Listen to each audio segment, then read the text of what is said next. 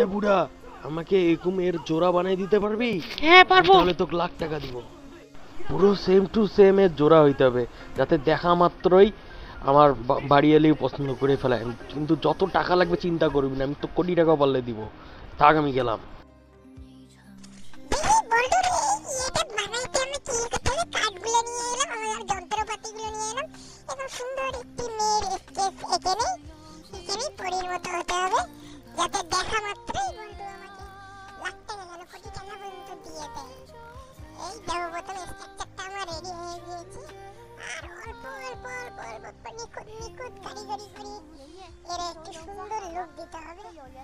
ভালোভাবে এখন পলিশ করে নি, মিষ্টি যাতে পল্টু দেখে আকর্ষিত হয়ে যায়।